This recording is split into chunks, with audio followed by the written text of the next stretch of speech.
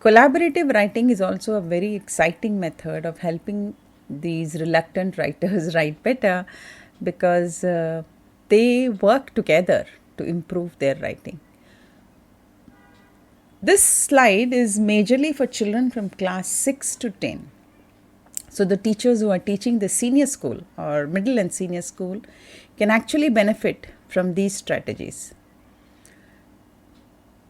First one is peer editing. So once you have asked the child to finish writing, make them sit in a team of 2 and ask them to edit each other's writing. This helps the children to read each other's piece of writing and also identify the errors. Now there are 2 advantages of this. When they identify the errors, they have to be so careful in reading the entire material. Only then you can identify. This way, their brain is rereading the same piece many times.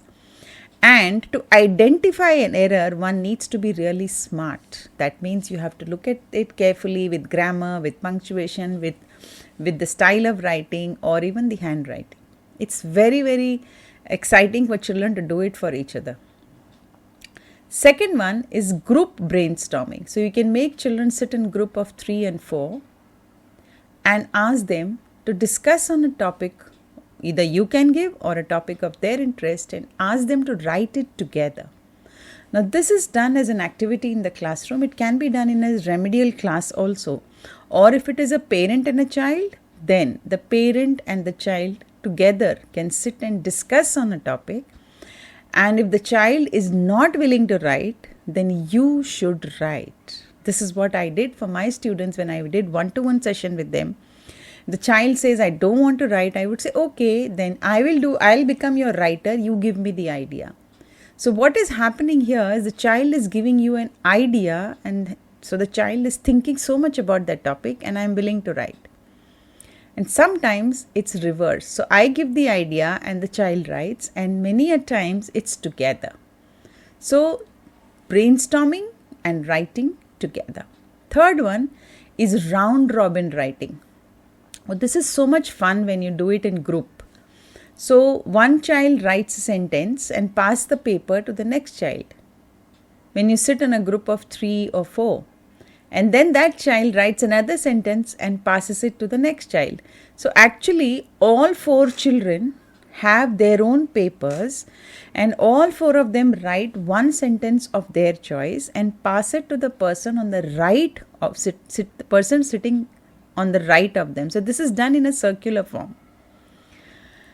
This makes the children read others' write-up and also create something connecting to what the previous person has written and continue writing.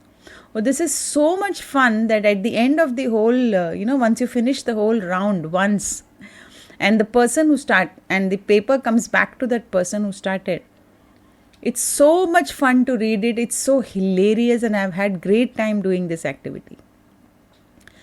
Next is role playing. So you can have a group of 4 or 5 children doing this together, where 3 of them do inaction and 2 of them do writing of their inaction.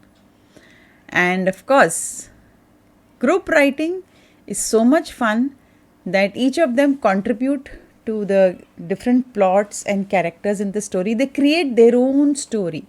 They create their own characters. And first they'll create a mind map, and after you create the mind map, you ask them to write the characteristics of each character. So when you do such activities without judging the child on grammar and without judging the child too much on the fineness of writing, they are enthusiastic about making attempts to write. Thank you for listening to this audio till the end, and this is slide number 9. I'll be meeting you again in slide number 10. Take care till then. Bye-bye.